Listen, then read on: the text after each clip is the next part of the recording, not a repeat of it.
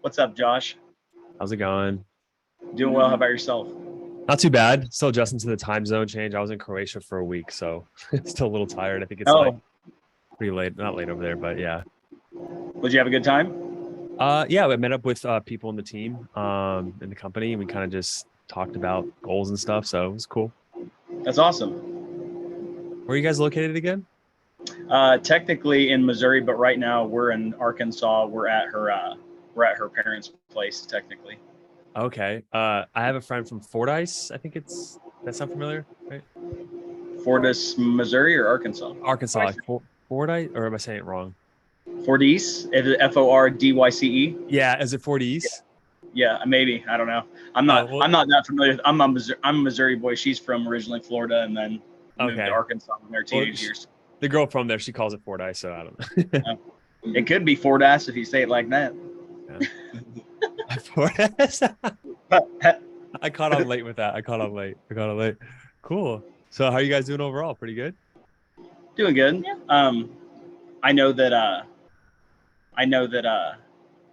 I was excited to at least be able to take this call. Which, by the way, official introductions. Josh, this is my wife, Liz. Liz, this is Josh. Hi Liz, how you So doing? Josh is the creator of this program that I've been telling you about this whole time. So Cool. That's awesome. Awesome.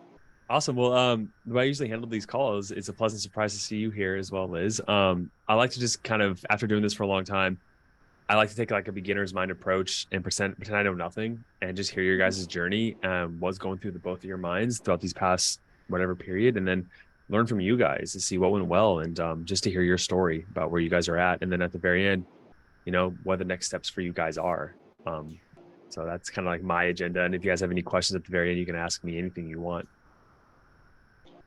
well, I mean, for me, I knew that things were getting really rough in the beginning of January is when I really started to notice a change.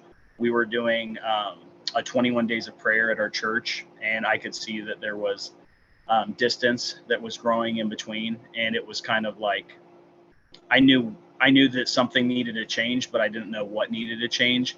And because I'm definitely a needy human, um, I saw.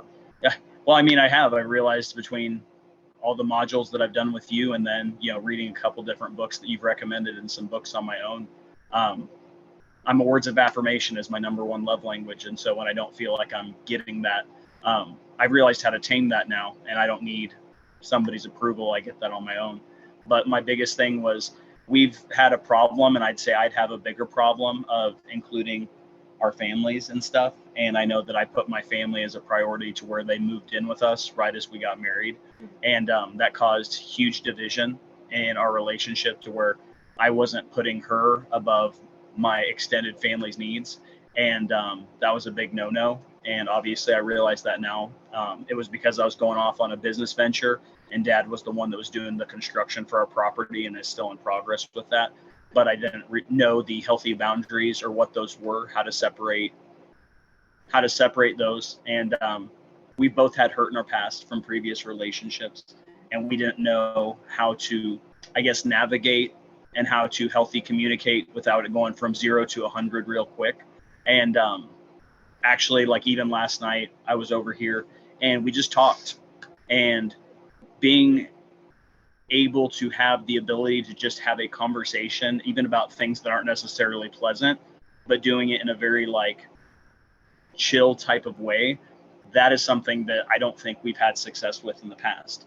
Hmm. And um, for me, the skills and opportunities that I've been given through not only your program, but culminating God's word and learning principles of what I can do to be the man of God that I'm called to be has been a huge difference in my life to where there's actually action being put into it, because all she's ever known me as is a traveling salesman that just I'll talk till it I'll talk about anything. And but when it ultimately boils down to it, if you don't practice what you preach or you don't Gotcha. actually put forth Yeah. effort, it doesn't really Yeah. mean a hill of beans.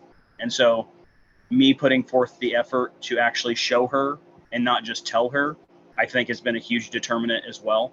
Um, and then obviously, I mean, we'll get into like what what our plans are in the future. But would you like to add anything, babe?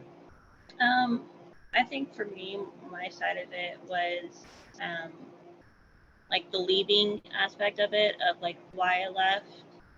And in all honesty, it was just an overabundance of pressure put on me with, when we were dealing with conflict, because everybody does in relationships, you're dealing with conflict, you're dealing with how to implement boundaries and how to be respected. And it was really hard doing that with his parents always involved, which put a huge toll on our marriage, like even before marriage, because we were with them. Um, and it was hard for Cade because he had shared with me that he struggled with, standing up for himself when it came to his dad. So when we got married, it was more of him being, or just in general, just wanting to be in control. And he was looking for somebody to be submissive. Well, I'm not a very submissive person. and, and so, trying to communicate with him was hard because of his dad always being involved in every situation. And I just basically told him, I said, one of my big things is that I really wanted us to say what the word says, and that's leave and cling to your wife and become one flesh. And he was struggling with that. And it just got to a point where, leaving always turned into him finally waking up and realizing, oh, I need to fix things. But then it became to where it wasn't the first time that I left. And I would come back and things would be good for about 2 months, 3 months max. Honeymoon, yeah. And then it was a recycle. And basically, like, the term of that is considered trauma bond. And it's a cycle of manipulation, abuse. We did therapy for a while, but I don't think that in the past we really took it seriously than we are now. We're really using the tools implemented in everything that we do. We're learning how to communicate healthy. But I will say, Josh, that these 6 months of the separation has seriously brought us closer. And, I would say that his grandma, which is somebody that he really looks up towards and counts on, has literally told him, if it wasn't for Liz leaving, would you have changed? And the answer is no, he wouldn't have. No. True. That's that blessing in disguise, right? Yep. Yeah. Yep. And then obviously whatever algorithm there is on Facebook to be able to see the YouTube videos, that's a blessing too. Yeah. Well, a lot there. I'll just start by saying, I imagine, the technical term for the parents being involved is called triangulation, if you guys want a word to throw on that. But yeah, it's like you guys couldn't fully connect, and there's this outside variable that's always intruding in, literally like coming into the relationship, right? And I imagine it led you to not feeling like a priority, not feeling heard, dismissed. Exactly. And Kate, did you read The Way of the Superior Man as one of the books? Yep, the David Ida. Yep. Yeah, so you remember the section about killing off your father metaphorically, right? Is that something you felt like you have done or are working through right now? I am probably 80% of the way there. Actually, Dad has been seeing that because of my communication with him. I'm like, listen, I've always appreciated everything that you've done for me. I'm like, but it's my time to have my family, and I will always honor you and I will always respect you. But when it comes to telling me something versus sharing with me something, those have to be the huge big things. Cause like, I know he loves me. It's just that he has a way that where he is a very, very overbearing, domineering, like he wants to be in control. And like, he can be in control over his family. And I do still respect and love him. That has nothing, those two are completely separate things, but it is my job to first and foremost take care of her and then our daughters. And that's how it should go. And then, God above, obviously, everything. So, yeah. It was definitely hard at the beginning because I know that I don't know if Kate has shared with you that he was previously married, and that's fallen short because she did cheat, which but when Kate came to me and asked me, would you be willing to do a prenuptial? Well, this is my first marriage. I've never been married before. And so I didn't really know what a prenup was. I just thought, okay, well, you know what, this seems like a challenge. You know, I'll prove myself to you that I'm loyal and that I'll stick it through. I didn't know the repercussions of that, signing up for that. And what I mean by that specifically is, you know, as I was planning our wedding, I found the venue. I wanted this big wedding. You know, I'm the youngest of 4 older brothers. I'm the only girl. I have no sisters. And so it was like something I deserved, you know. But then Cade came to me and he's like, well, would you rather have a house or would you rather have a big wedding? Well, of course, I'm like, I want a house. And then, you know, going to the title company and sitting there with him as he's signing all the papers. And I'm just like, you know, piddling with my thumb, you know, not being put on the deed or the title. And I wanted ownership. I wanted it to be our house because that's what I was promised to him. And I remember him saying, well, I did give you a house. I gave you a house to decorate. And that killed me inside. And it almost kind of made me feel worthless, like what I could give wasn't enough unless it was physical money. And I didn't have that. And so we struggled a lot with that and not feeling protected because I signed a prenuptial, but he didn't have like a will. And with him traveling, being on an airplane, I struggle with anxiety. So the fear of abandonment and loss, like, and losing the house, I was like, I don't feel secure. Yeah. And that was a huge thing with everything, was feeling that security, feeling protected. You know, I have a daughter of my own, and he took her underneath his wing and has treated her like his own. And so as a mom, thinking of that, it's like, well, you know, obviously I just don't want to lose him, but let alone I don't want to lose the house. This is what we built. You know, he's the one that put the floorboards in, or the floorboards, right? It's the wood floor. Yeah. So he's, you know, it was a fixer upper, and we're still working on it. But it's got memories, and you know, now I just can't even walk in that house without feeling, or you know, those bad memories happening, and just knowing, like, you know, this wasn't my house. This was just a roof over my head. Right. And that just kind of stung a little bit. Yeah. You didn't feel, I mean, I think the right word is like maybe tethered together as much as you would like to feel secure. Cause like if there's more connections, there's more security, right? It's like this like net. And if it's just kind of loose, like you're going to feel like you're going to fall and then you're going to lose it all. So that totally makes sense. And so I'm just trying to get a clearer picture here. So wait, how long ago, Kate, did you come into this program and started working? I came in, I found the first video, I think on March 28th, and I got signed up and got everything paid, I'm pretty sure by April 4th or 6th. So okay. A couple days after my birthday. Yep. And I guess I understand like what led to the separation initially, but Liz, like what was there like a mention of like, hey, I'm going to divorce you? Was it like I'm moving out? Like what was that like initial kind of moving away point that caused you, Cade, to want to join the program? Well, she had technically pulled Isabel, her daughter, out of the Christian school we were going to back on January 22nd while I was out of town, when I came home to like a partly empty house and just found out that she was at her mom's house.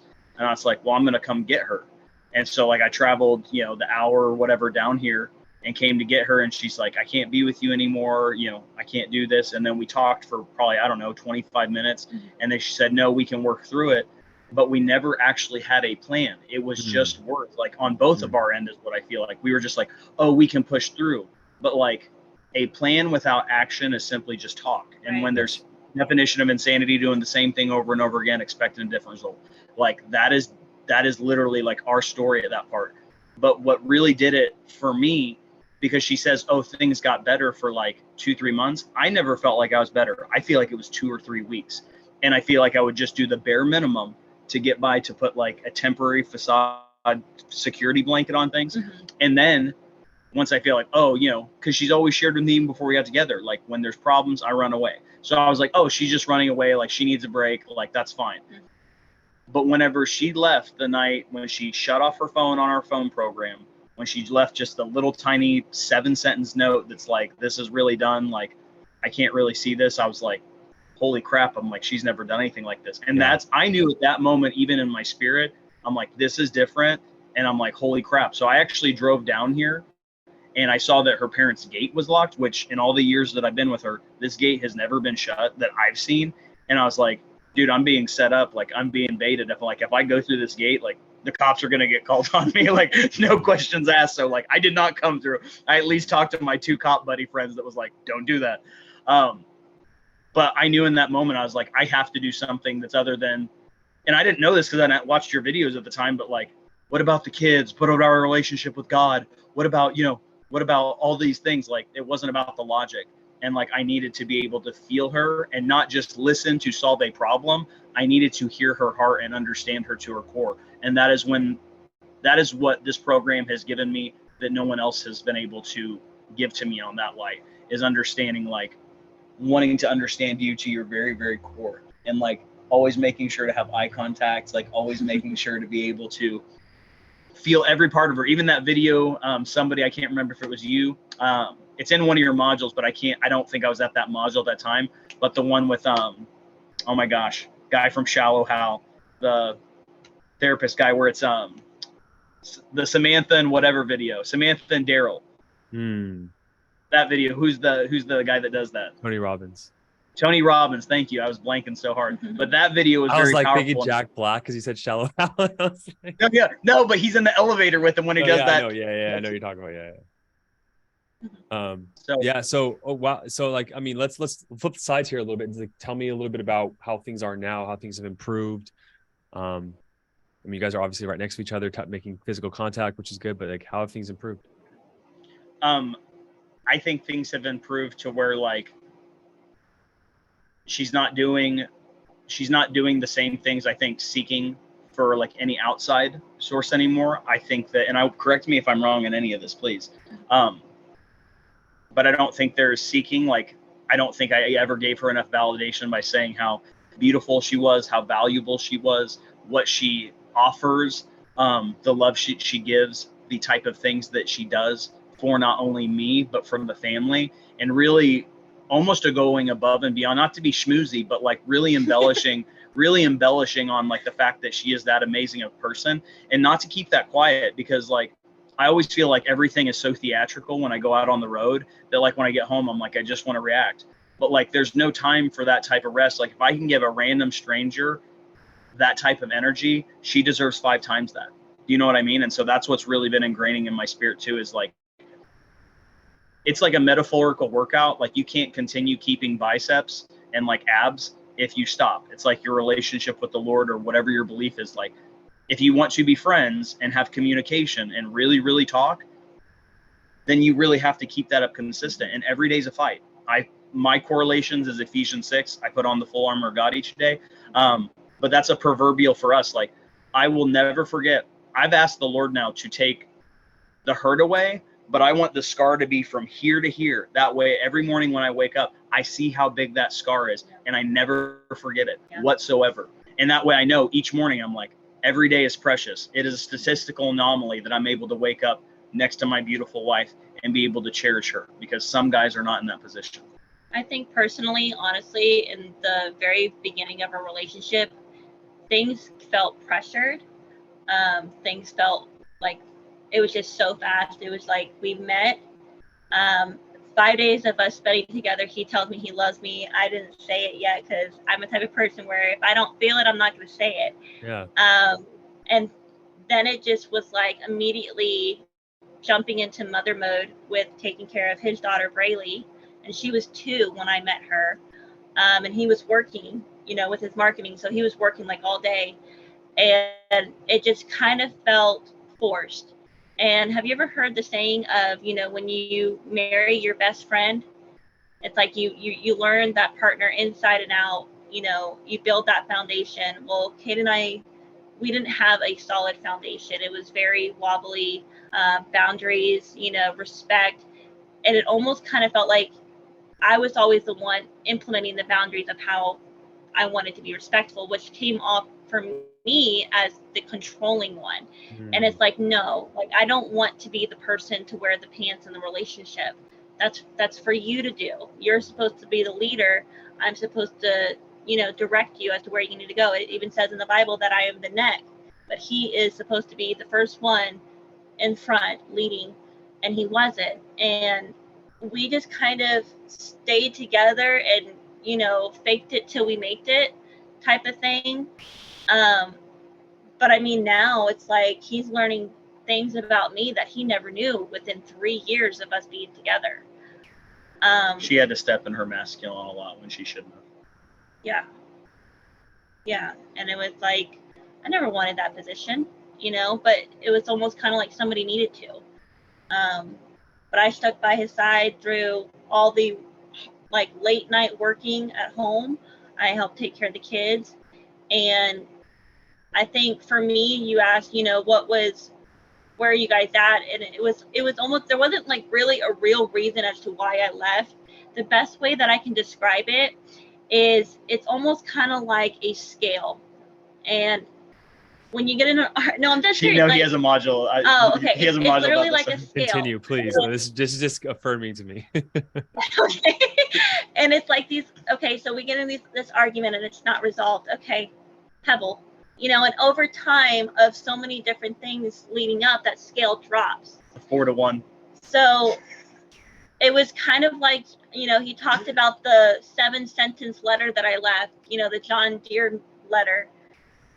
And it was just because I was so angry in that time. And it was like, I tried to communicate with him and I would give him the bare minimum in the very beginning, and it wouldn't go through him, because he would either, look at his phone, look the other way, continue on playing his video game, give me the finger, or, he'd get upset, or, his dad's calling him, and I was never really heard until I left.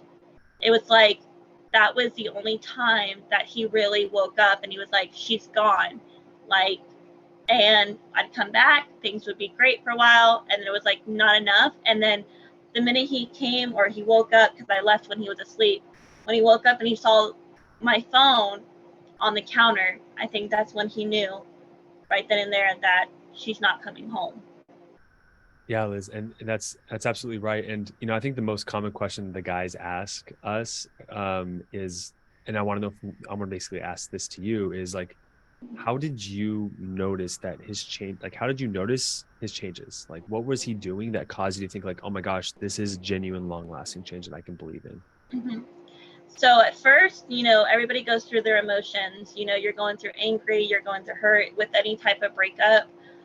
So Cade would not leave me alone. He was just, 1 minute angry, upset, and the next minute it's like, I love you, I'm sorry, and I got so tired of the sorries, because it was like, those are just words. I got to see action.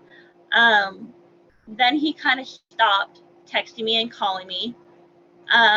He backed away, and I started missing him. When he gave me all my stuff back, I started decorating. I'm living in an RV right now. Started decorating, and like with every single decoration, I'm like looking around the RV now. With every single decoration, there was a memory. And I missed him. And so I would reach out, and when I reached out, he wasn't hard on me. It was like he was excited to hear from me. And that's the type of response I was wanting. I didn't want to be bashed with, why are you contacting me? I thought you wanted to, me to leave you alone. It wasn't like that. And then for me, I don't know why, but I've always struggled with memory. And when we're so angry and hurt, that's pretty much all that we can think about is the negativity. We don't think about the positivity or the good memories. And so for whatever reason, I don't know, we got in conversation about talking about photos, and he started sending me photos from his phone. And I didn't have any because I gave him back my phone and I factory resetted it. And I got a brand new phone. So I had none of those 3 years memories on my phone. But he did. And he started just sending me after another. And it just brought back all the good memories. And I was like, wow, like I really had no idea that he even took pictures, even pictures of me sleeping. Like she's adorable when she's asleep. Not really. You are. and like that kind of just sparked it for me. And I was like, you know what, he is making change, he's communicating with me. And I just felt in my core, I was like, you know what, like I'm probably going to regret this if I don't give this man another chance to prove himself. And so we're taking baby steps. We're, learning each other inside and out, learning each other's triggers, and just really building a solid foundation. I think, from the very get-go, when his parents moved in, we all agreed that they would move out in November. And so that's one thing that I'm hoping will happen. He's, promised me that it's going to happen. And I just told him, I said, look, one thing that I really want is I want a safe place. I don't have a safe place. I want to be able to have a home with you, and I want it to be our home. I want it like set in stone. I want it engraved. I don't want it just to be a home that I decorate. I want it to be ours. And it's something, and he's scared that I'm not going to want to do anything with his family because I'm hurt by them. And that's not the case, because I love his family. I don't agree with some of the choices that they make, no different than the choices that my family makes that he don't agree with, but that don't matter. What matters is between him and I, and strictly between him and I, unless we want to involve anybody outside of our circle. But it should just be our circle, our family. And when we come home, it's our home to be able to de-wind and relax and stress-free and be able to communicate with each other. If we're having an argument or a disagreement, it's just between him and I. I don't have to stress or have anxiety of somebody else hearing it or listening into it, because again, it's about us, and that's it.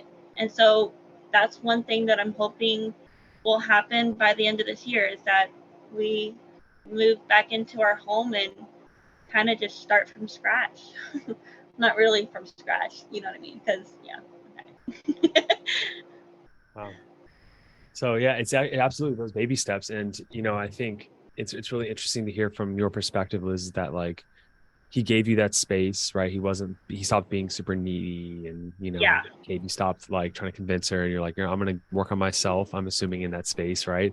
And then when he started to miss you allowed that space to miss him, because if he was constantly like this, you wouldn't be missing him. Right. And then when he finally did reach back out, I know Cade he was there for you, and he was showing those changes. That's exactly how it happens every single time when guys do it correctly. And Cade, I'm actually I remember one of the first group calls I think you were on with me. I think you were in a hotel at the time away. I think I do remember. That's most weekends, but yeah, you had stayed. The call got finished, and then you asked me to stay over with you. So yes. For that, do you remember what I said to you on that? Yep, you said, man, just follow the steps. They're like, you can do this. Yeah, I believe in you. It's not verbatim, but you said I know that you can do it. You're like, you're gonna get your wife back. So Liz, like, there's a few guys that like when I speak with them, there's just something I can't identify it or define it, but there's just like this energy, this confidence, and this buy-in into what we're teaching here. And he had it, and I'm like, dude, it's gonna happen. And so it's just cool. It's just so cool to see. But yeah, I was, with the time we have left, I was wondering if you guys had any questions for me, or like what your next action steps are, or like. Maybe you ask a question. Do you have any? No. I guess my question would be, like, moving forward, like, I'm going to keeping stuff, because I know in level 5, I want to be able to help other guys out. I've been trying to reach out. There's one guy, I was actually 19-year-old guy named, oh my gosh, he just started. He's wanting to pay the remaining amount that he has due, but he's like, man, if she's blocked me on everything, what should I do? And basically I got to talking to him. I said, the counsel that you have is important. He said, I saw that you were a man of faith. He's like, I wanted to know about that. I was able to lead him to the Lord. And I was like, dude, if that's the only reason I joined this program was to lead him to the Lord, then that was worth every single penny. Like, just that one reason, not even including this, but like that touched my heart in a special way. And I've been talking with him and then a few other guys, but like, I want to promote what you have done, because like the Lord even asks us, take this part of it aside. You are giving men a type of wisdom. When we ask for wisdom, the Lord grants it freely, and God created psychology. So the fact that you're able to delve in and you're able to give men the tools to where they can create they can communicate proper and healthy. That's something that I was never taught. And so the biggest thing, no more Mr. Nice Guy, Dr. Gary or Richard Glover, Gary Glover, whoever it was, dude, I've listened to that 3 times on Audible and read it twice, because there was things about myself I did not even know. And I was like, there's no way they just randomly guessed this. But I guess my question for you is, for other successful guys that you've had in this program, where we are at based off what we've shared with you, what are some things that we can do to continue on this healthy path, other than what things that I have learned? Yeah. So there's 2 things there. The first is you're doing it, right? It's being a mentor to a lot of these guys coming into the program, right? Like your story. And this is why I'm so grateful for you guys to allow me to hear your story and like share it with others. Is that in itself is doing so much service to everyone else in the program. And, coming into the group calls maybe once a week, or, commenting on a guy's post, getting a brother in arms. But other than that, I think I want to answer your question by asking you a question. You mentioned this, not forgetting this giant scar across your chest. Like, how are you reminded that by that day by day? What do you have to do in your life that you never forget that lesson? Man, honestly, it goes to an ethereal level, to where every day I wake up and I think of what I am grateful for, and the fact that I will never forget that I am grateful that she's always made a joke with me that's like, it's the right person at the wrong time. It's the right person at the wrong time. And I'm like, you know what? There's no time like the present. This is the right time, because I am the one that when my footsteps are guided, I have control of that portion of my future, because the Lord gives me strength, because when I'm weak, then I am made strong. And so in my weakness, I'm going to give glorifying and edification to him. And so the scar that I am asking to always remember, but not feel that pain, because I want there to always be a positive energy and for love to exude above all else, that is remembered by me trying to put my full trust in the Lord and the tools that I know that people like you can implement inside of my life with good tutelage and good stewardship of how to know what is appropriate ways to react, what is not appropriate ways to react, truly listening, like truly looking in someone's eyes and letting them know without even truly saying anything, letting them know that you would give your life. Because I believe that is the biggest form. I always had a tendency to have shifty eyes, and just looking at her and literally feeling like, I feel you. Like, I know you.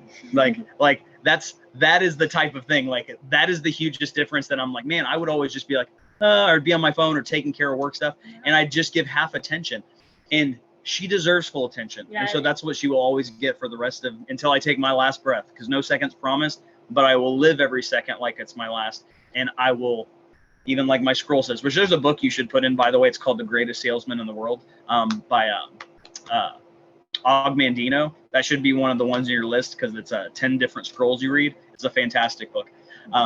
But even on scroll 5, live this day like it's my last. Yeah. Take care, hug your wife, because you never know if it's your last, because she won't be there. Take care of your kids, because you don't know if you'll be there. So I know I go on long diatribes, but I come from a place of the heart. The scar will always be remembered, because I want to remember it. And I look up each morning, before I take a shower or whatever, get done working out, whatever, and I imagine that scar there intentionally. But it is now in a good sense of light to know that, like, if I always remember it every single day, then I can make a determinant through the Lord of how I treat her, and I treat her like the church, like Christ treats the church. And so that for me has been the biggest stepping stone, with the guidance that you have been able to provide in the program, and the wisdom that I've been able to glean to how to have healthy interactions and how to become a stronger man, and not to make excuses, and to lean more into, because on your feminine masculine polarity scale module, dude, I was like 80-20. Like, I wasn't leaning, and now I've probably shifted more.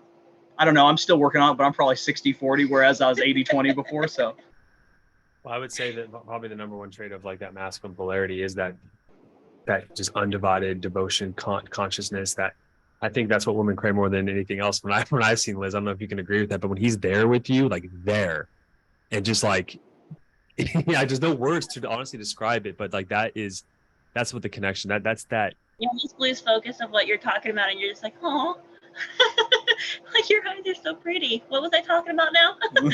You know. And that's even last night, like our conversation, even though some of the things we were talking about, like I said, most people would be like, that's not a fun conversation to have. No. I made sure to like I am now listening to hear every fiber of her being and every part of her soul, and I'm no longer listening to respond, because that's what I have to do in my job. Yeah. And I've been successful in that, but I failed miserably at my relationship up until this point. And that's because I'm looking to solve a problem, and all she wanted to hear is the fact that she was heard. And I do hear her now, and I understand, and I feel her, and I validate her, and I love her more than any eloquent word can possibly be had an utterance to. That is the truth. And I do love you. I'm gonna have to end it there because that is the best way to end it. Yeah, it's amazing. Cade, if you have any other questions or anything you wanted to reach out to me about, please feel free. And I really appreciate you serving other guys throughout this program and sharing your story. I'm blessed that I have the opportunity. And all praise, glory, honor goes to the Lord. And then you being able to be right alongside that and being able to help with other men, that is one of the hugest blessings, and you should feel honored by that as well, Josh. So like my sincerest thanks goes out to you and your vision, and I know that it comes with, you know, blessings that have been bestowed on you as well. So, but above earthly blessings, the eternal impact that you're able to give people is outstandingly phenomenal. Thank you, Cade. I receive that 100%. I really do. Thank you. Take care, you guys. Hey, Thank you. Bye, Josh.